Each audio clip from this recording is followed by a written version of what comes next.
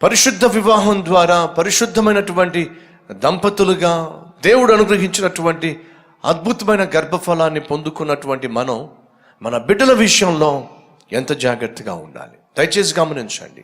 ఒక తల్లిగా ఒక తండ్రిగా బిడ్డలను క్రమశిక్షణలో పెంచటం, బిడ్డలను ప్రయోజకులుగా పెంచటం, బిడ్డలను ఆత్మీయులుగా పెంచటం ఇంతకంటే గొప్ప భాగ్యము, ఇంతకంటే గొప్ప బాధ్యత దేవుడు మనిషికి ఏమిచ్చాడో చెప్పండి.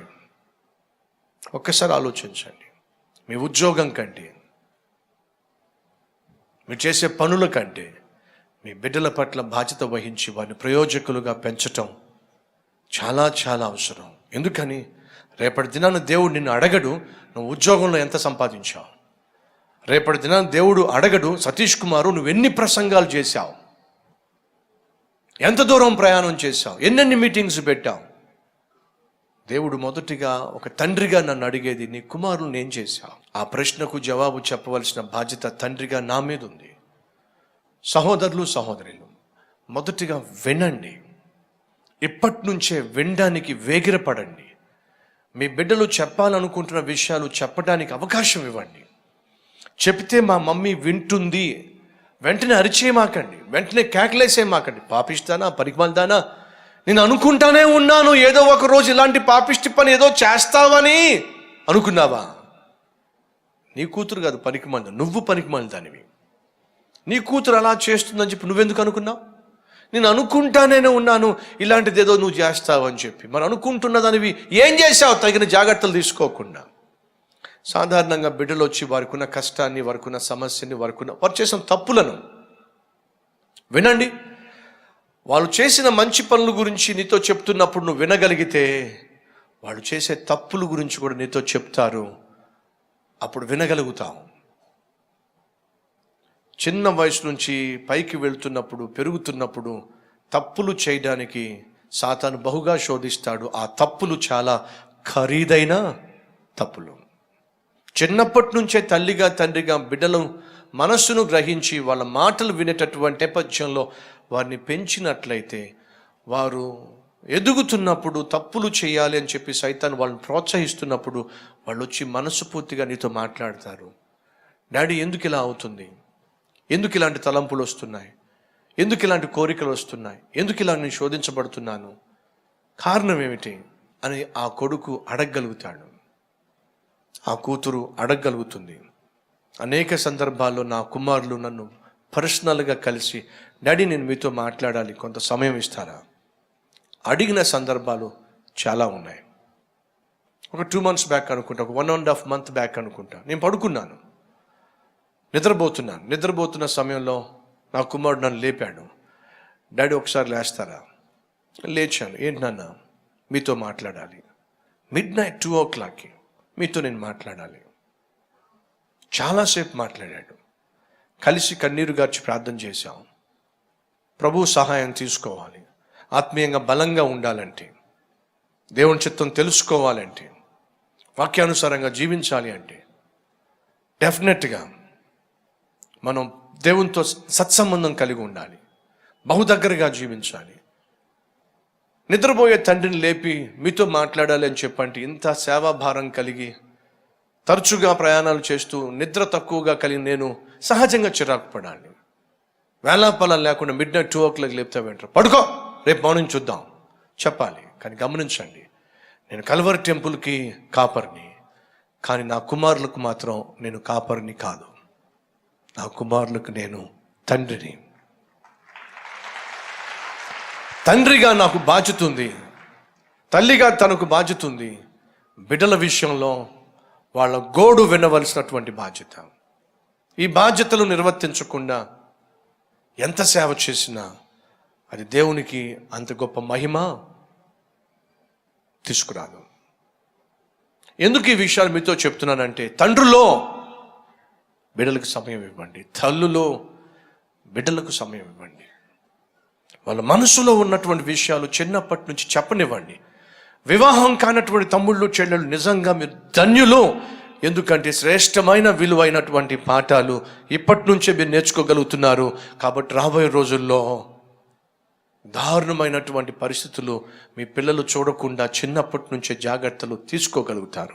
ఎందుకని ఈరోజు ఇక్కడ కూర్చున్న వారిలో చాలామంది తండ్రులు, తల్లులు నేను చెప్తున్న ఈ విషయాలు వింటున్నప్పుడు వారి మనసులో బాధపడుతున్నారు. కారణం తెలుసా? అయ్యో, మా పిల్లలు చిన్నప్పుడు వాళ్ళు ఏవేవో చెప్పాలని ఆశపడినప్పుడు మేము వినకుండానే సమయం గడిపేశామే, పట్టించుకోకుండానే సమయం గడిపేశామే. వాళ్ళు చెప్పాలనుకుంటున్న విషయాలకు టైం లేకుండా మేము ఉద్యోగాల్లో పడిపోయామే. ఒకరోజు MBBS చదువుకొని ప్రాక్టీస్ చేస్తూ ఉందట. ఆ సహోదరి నా దగ్గరకు వచ్చింది విజిటింగ్ అవర్లో. వచ్చి, అన్న నాకు మీ సలహా కావాలి అంది. ఏంటమ్మా? నేను డాక్టర్ చదివాను, ప్రాక్టీసు చేస్తున్నాను. దేవుడు కనికరించి నాకు ఒక చక్కని కుమారుణ్ణి ఇచ్చాడు. ఇప్పుడు ఆ కుమారుణ్ణి నేను పెంచే విషయంలో తగిన జాగ్రత్తలు తీసుకోవాలి అనుకుంటున్నాను. కానీ ఒక నిర్ణయం తీసుకున్నాను. ఆ నిర్ణయాన్ని మా ఇంట్లో వాళ్ళు కానీ బంధువులు కానీ ఎవ్వరూ యాక్సెప్ట్ చేయటం లేదు, వ్యతిరేకిస్తున్నారు. కాబట్టి నాకు మీ సలహా కావాలి. ఏంటమ్మా? నేను కష్టపడి MSETలో ర్యాంకు సంపాదించి డాక్టర్ చదివి డాక్టర్గా ప్రాక్టీస్ చేస్తూ ఇప్పుడు కుమారుడు చదువుకునే వయసు వచ్చింది, చదివించాలి అనే బాధ్యత నాకు జ్ఞాపకం వచ్చింది. కాబట్టి నాకు అనిపించింది, నేను డాక్టర్గా 10 మందికి వైద్యం చేయటం కంటే నాకు ఇచ్చిన కుమారుణ్ణి దైవభక్తిలో పెంచటమే అతి శ్రేష్టమైన బాధ్యతగా నేను భావిస్తున్నాను.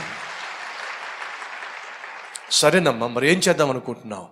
నేను హాస్పిటల్కి వెళ్ళడం మానేశాను, డాక్టర్గా నా బాధ్యతలకు రాజీనామా చేసేసాను. ఎందుకంటే నేను డాక్టర్గా ఉండటం కంటే నా కుమారునికి ఉత్తమమైన తల్లిగా ఉండటమే గొప్ప ధన్యతగా నేను భావిస్తున్నాను. అడుగుతుంది, అన్నా నేను తీసుకున్న నిర్ణయం తప్పంటారా? మీరు చెప్పండి, ఏమంటారు? తప్పంటారా? ఈ నిర్ణయం తీసుకోవడం అందరికీ సాధ్యమంటారా? నా కొడుకు కోసం నా కెరియర్ని ఎందుకు పోగొట్టుకోవాలి? నా కూతురు కోసం నా భవిష్యత్తును ఎందుకు పోగొట్టుకోవాలి? చంటి పిల్లలకు పాలు ఇవ్వండి, తల్లి పాలు బిడ్డకు క్షేమము అంటే పిల్లల కోసం నాకున్న అందాన్ని నేను ఎందుకు పోగొట్టుకోవాలి అని అఘోరించేటటువంటి ఆడవాళ్ళు లేరంటారా? కన్న పిల్లలకే పాలు ఇవ్వడం నామోషిగా భావించే తరంలోనికి మనం వచ్చేసాం. ఈ సహోదరి అంటుంది, నా కుమారుణ్ణి దైవభక్తిలో పెంచాలి అంటే దానికి తగిన సమయాన్ని కేటాయించాలి, స్కూలుకు తీసుకెళ్ళాలి, సాయంత్రం స్కూల్ నుంచి తీసుకురావాలి, వాడిని చక్కగా నేను ఆత్మీయ మార్గంలో పెంచాలి. ఒక డాక్టర్గా ఇది నాకు కుదరదు అనిపించింది. కాబట్టి నేను డాక్టర్ దానికి రాజీనామా చేసేసాను. ఇంట్లో వాళ్ళు, బంధువులు అందరూ అంటున్నారు, ఇదేం పోయే కాలమే నీకు, ఏమిటి నువ్వు చేసే పని, పిచ్చిదానివి కాకపోతే అని అంటున్నారు. అన్న మరి మీరేమంటారు? నేనేమంటాను అనేది పక్కన పెట్టమ్మా, కానీ దేవుడు నిన్ను చూసినప్పుడు ఖచ్చితంగా నీ నిర్ణయాన్ని అభినందిస్తాడు, అందులో సందేహము లేనేలా. పిల్లలకు కావాల్సింది డాక్టర్స్ కాదు, పిల్లలకు కావాల్సింది బిల్డర్స్ కాదు, పిల్లలకు కావాల్సింది సైంటిస్టులు కాదు, పిల్లలకు కావాల్సింది తల్లి, తండ్రి. ఆ బాధ్యతను నిర్వర్తించకుండా మనం ఈ లోకంలో ఏమి సాధించినా అది ఆఖరికి బహుదారుణమైనటువంటి దుఃఖకరమైనటువంటి పరిస్థితులు తీసుకెళ్తుంది. మొదటిగా బిడ్డలను చెబుతున్నది వినండి. రెండవదిగా వాళ్ళు చెప్పేది అర్థం చేసుకోండి. నీ పిల్లలు చెప్పేది నీకు అర్థం కావాలి అంటే నువ్వు కూడా వాళ్ళ స్థాయికి వెళ్ళాలి. చిన్న పిల్లలు ఆడుకునేటప్పుడు నువ్వు ఆడించే తండ్రివైతే, ప్రేమ కలిగిన తండ్రివైతే నువ్వేం చేస్తావు చెప్పండి? చిన్నపిల్లలకి గుర్రం మీద కూర్చోవడం ఇష్టం, గుర్రం మీద కూర్చొని వెళ్ళాలి అనుకుంటారు. కాబట్టి మీరు చిన్న గుర్రాన్ని కూడా కొనుక్కొస్తారు. ఇది బొమ్మలేండి. నేను చెప్పింది మీకు అర్థమైందా? చిన్న గుర్రం ఉంటుంది, ఆ గుర్రానికి 2 కొమ్ములు ఉంటాయి. వాస్తవంగా గుర్రానికి కొమ్ములు ఉండవు, కానీ దీనికి కొమ్ములు ఉంటాయి. ఇళ్ళల్లో ఊపుతా ఉంటారు మీరు. ఈ గుర్రం మీకు జ్ఞాపకం ఉందా? రైట్. ఇప్పుడు నీ కుమారుణ్ణి ఆనందింప చేయడానికి ఒకవేళ ఆ గుర్రం లేకపోతే తండ్రి ఏమవుతారు చెప్పండి? వీళ్ళు ఎంతమంది గుర్రాలు అయ్యారో చెప్పండి. చేయి చూపించండి చూద్దాం. ఎంతమంది తండ్రులు? అదే చెప్తున్నా, నేనేంట్రా గుర్రం కావడం, నేనేమన్నా గుర్రాన్నా? నువ్వేం చేస్తున్నావు? నీ బిడ్డలను ఆడించటానికి ఆఖరికి ఒక గుర్రంగా తయారవుతున్నావు. వాళ్ళ స్థాయికి నువ్వు వెళ్తున్నావు. వాళ్ళు పాక్కుంటూ వెళ్తారు. అలా పాకేటటువంటి పిల్లవాడి పక్కన తండ్రి ఏం చేస్తాడు? తండ్రి కూడా పాకే ప్రయత్నం చేస్తాడు. మీద వేసుకుని పాకుతూ ఉంటాడు. ఏం చేస్తున్నాడు? ఆ పిల్లవాడి యొక్క మనస్తత్వాన్ని అర్థం చేసుకోవడానికి వాని లెవెల్కి వెళ్తున్నాడు. తండ్రులు తల్లులు, మీ పిల్లలు ఏ వయసులో ఉన్నారో ఆ వయసులో వాళ్ళకు వచ్చే ఆలోచనలు సాధారణంగా ఎలా ఉంటాయో ఆ స్థాయికి మీరు వెళ్ళినట్లయితే మీకు అర్థమవుతుంది వాళ్ళ భాష ఏమిటో.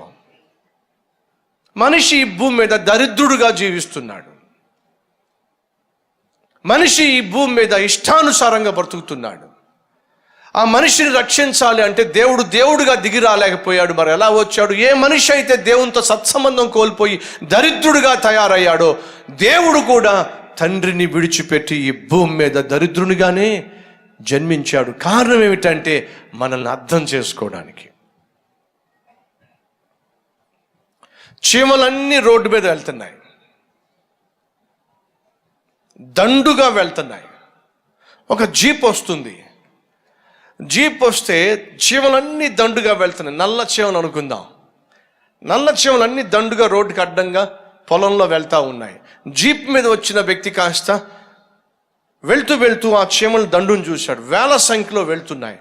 అనిపించింది పాపం చచ్చిపోతాయి అని చెప్పి హారన్ కొడుతున్నాడు. ఏం చేస్తున్నాడు? హారన్ కొడుతున్నాడు. హైదరాబాద్ లాంటి పట్టణాల్లో హారన్ కొడితే మనుషులే తప్పుకోరు. ఎంత హారన్ కొట్టినా ఎవడో తప్పుకోడు.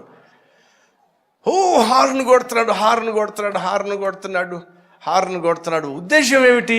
తప్పుకోండి, ప్రమాదం రాబోతుంది, తప్పుకోండి, నలిగిపోతారు, తప్పుకోండి, నశించిపోతారు, తప్పుకోండి. హారన్ కొడుతున్నాడు. అడుగుతున్నాను, అతడు ఎంత హార్ను కొట్టినా ప్రమాదానికి గురి కాబోతున్నా, నశించిపోతున్నా, నాశనం కాబోతున్నా ఈ చీమలు తప్పుకుంటాయంటారా? మీరు చెప్పాలి. తప్పుకో. ఆ చీమలు తప్పుకోవాలి అంటే ప్రమాదాన్ని గుర్తెరిగిన, ముంచుకొస్తున్న ప్రమాదాన్ని తెలుసుకున్న ఒక చీమ వచ్చి అది నెమ్మదిగా డైరెక్షన్ పక్కకి లాగిందనుకోండి, మిగిలిన చీమలన్నీ పక్కెళ్ళిపోతాయి. ఒప్పుకుంటారు? ఒప్పుకోరా? ఈ భూమి మీద మనిషి బహు భయంకరమైన ప్రమాదకరమైన మార్గంలో వెళ్తున్నాడు. నాశనం కాబోతున్నాడు, నరకానికి వెళ్ళబోతున్నాడు. పరలోకంలో ఉన్న దేవుడు నశించిపోతారు, నాశనం అయిపోతారు, చచ్చిపోతారు, నరకానికి పోతారు అని చెప్తే మనకి ఏం అర్థమవుతుంది?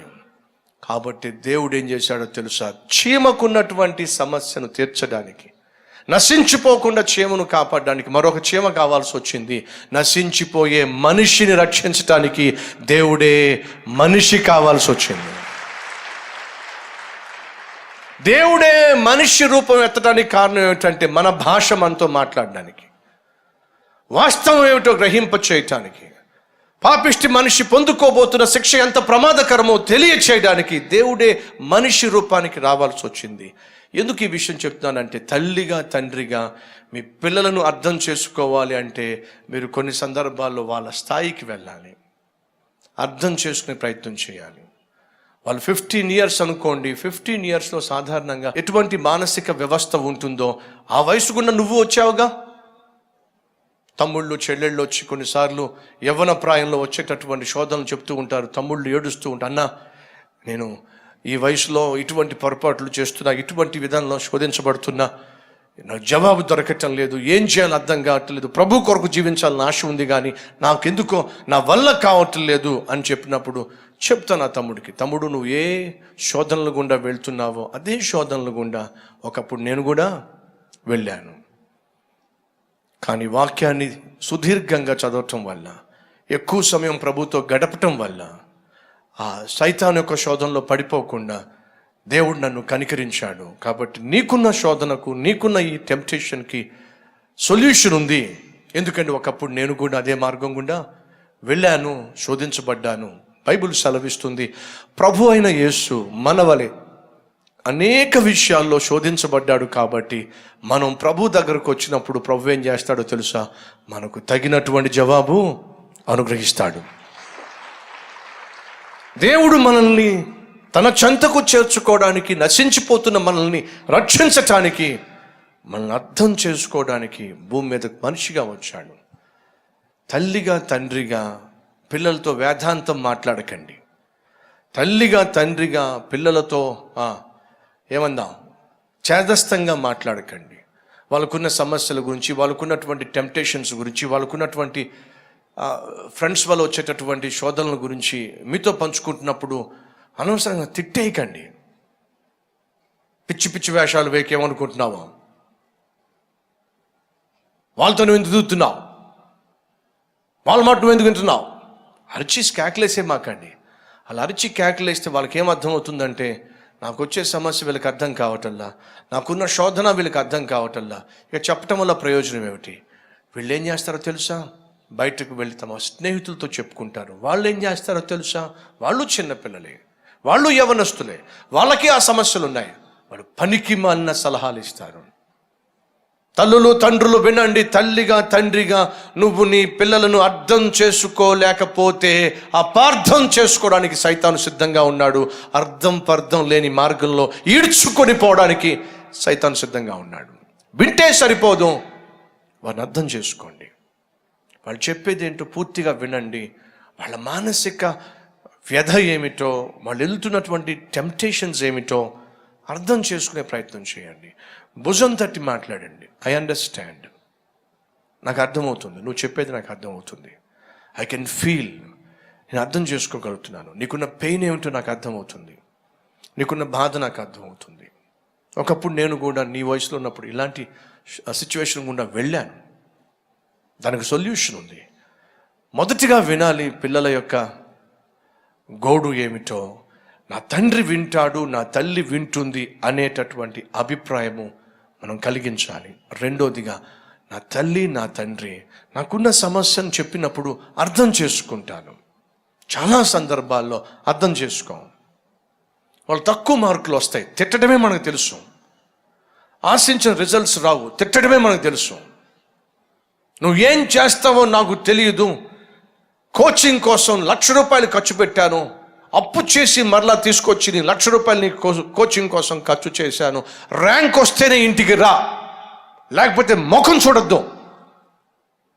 శాసించే తల్లులు తండ్రులు ఎంతమంది లేరు? ఇప్పుడు కష్టపడి చదువుతున్నారు, శతవిధాల ప్రయత్నం చేశారు, ఎగ్జామ్స్ రాశారు, రిజల్ట్స్ వచ్చినాయి, ర్యాంక్ రాలేదు. అమ్మాయి ఏది? ఏమోనండి కనిపించట్లేదు. కనిపించకపోవడం ఏమిటే? ఎక్కడుంది? ఏమోనండి కనిపించట్లేదు. మరుసటి రోజు చెరువులో కనిపిస్తుంది, మరుసటి రోజు నదిలో కనిపిస్తుంది. ఎందుకని?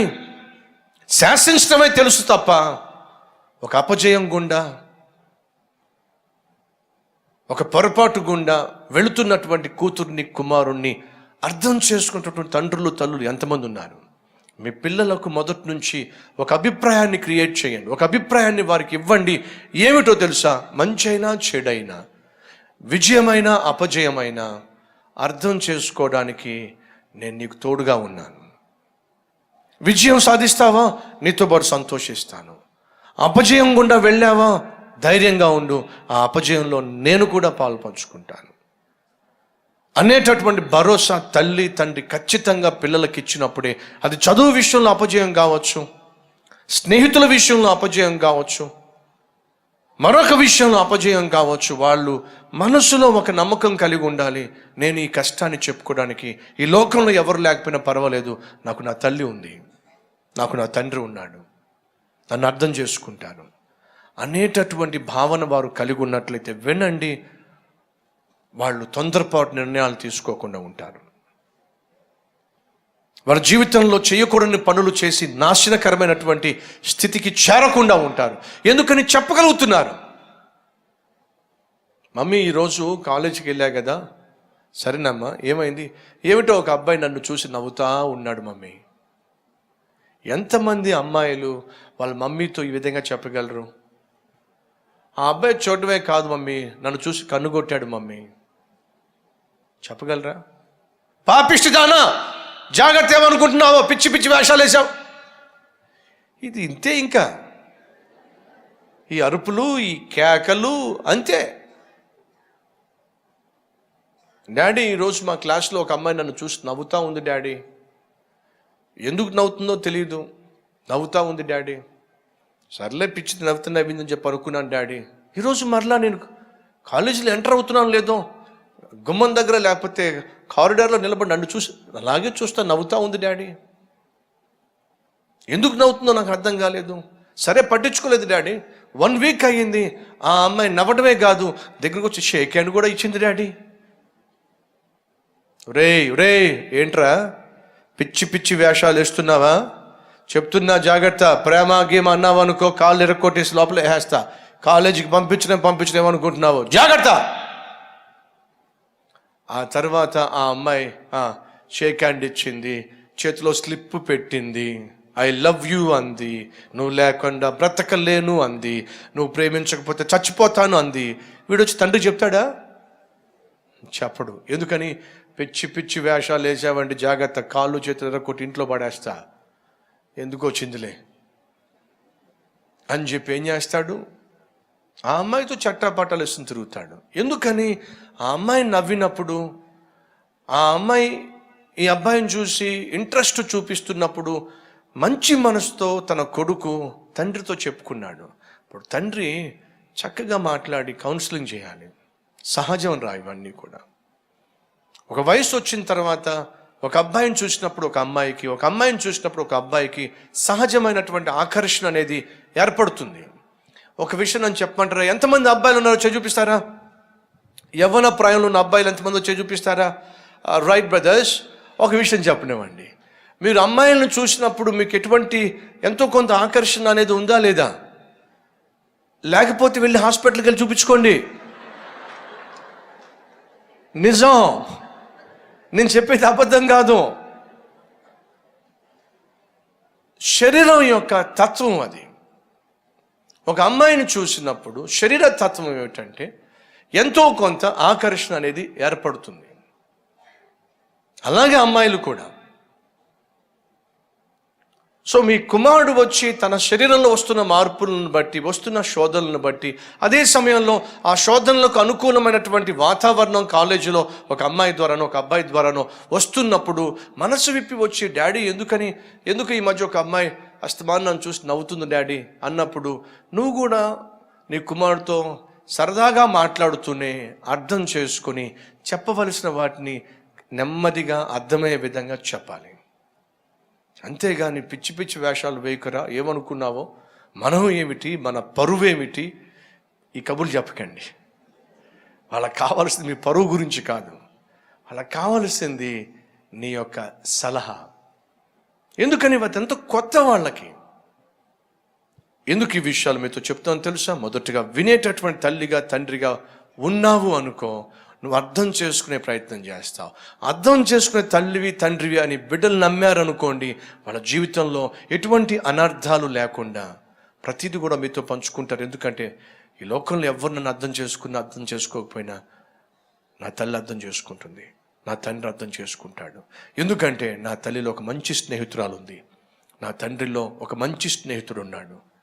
నేను ఎంత పొరపాటు చేసినా, ఎంత తప్పు చేసినా తండ్రికి చెప్తే భయం వేస్తుంది, కానీ నా తండ్రిలో ఒక స్నేహితుడు ఉన్నాడు. ఆ స్నేహితుడితో చెప్పినట్లయితే తండ్రిగా నన్ను గద్దిస్తారు, కానీ స్నేహితుడిగా నన్ను అర్థం చేసుకుని ఓ మంచి సలహా ఇచ్చి నేను పూర్తిగా నాశనం కాకుండా ఆ ఊబిలోంచి బయటికి నా తండ్రి నన్ను లాగేస్తాడు. అటువంటి తండ్రి నాకున్నాడు అనే భరోసా ప్రతి తల్లి, ప్రతి తండ్రి కలిగి ఉండాలి. చెప్పేది వినండి, చెప్పేది అర్థం చేసుకోండి.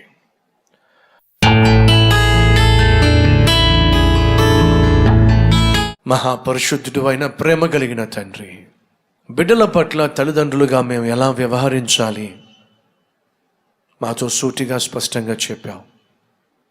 బిడ్డల పట్ల తల్లిగా తండ్రిగా మా బాధ్యత ఏమిటి, మేము చేసే పొరపాట్లు ఏమిటి, సరిచేసుకోవాల్సిన విషయాలు ఏమిటి, దిద్దుకోవాల్సిన సంగతులు ఏమిటి, విలువైనటువంటి సత్యాలు ఏమిటి, ఎన్నో రీతులుగా ఎన్నో విషయాలు మాకు తెలియచేశావు. అయ్యో, చిన్నప్పటి నుంచి మా పిల్లలు చెప్పుకోవాలనుకున్న విషయాలకు నాయన మేము చెవి వగ్గలేకపోయాం. క్షమించండి నాయన. అలాగే వారి చదువు పట్ల శ్రద్ధ వహించి కొంత సమయాన్ని కేటాయించి, అన్నిటికీ మాకు సమయం ఉంది కానీ మీరు మాకు ఇచ్చిన బహుమానాల యొక్క భవిష్యత్తు పట్ల మేము సమయం కేటాయించకపోవడం మా తప్పు నాయన. మమ్మల్ని క్షమించండి. ఇక్కడి నుంచి వారి కోసం ప్రత్యేక శ్రద్ధ వహించి ప్రార్థించే మనసు మాకు దయచేయండి. ప్రార్థనతో వారి చుట్టూ యోబు కంచె వేసినట్టుగా మేమును మా బిడ్డల చుట్టూ కంచె వేసుకునేలా సహాయం చేయండి. ఈ కృప మాకు ఇవ్వమని విలువైన సందేశాన్ని ఇచ్చావు. నీకు స్తుతులు చెల్లిస్తూ విలువలతో మా కుటుంబాన్ని నిర్మించుకొని బిడ్డలను పెంచే భాగ్యము దయచేయమని యేసు నామం పేరట వేడుకుంటున్నాం తండ్రి. ఆమేన్.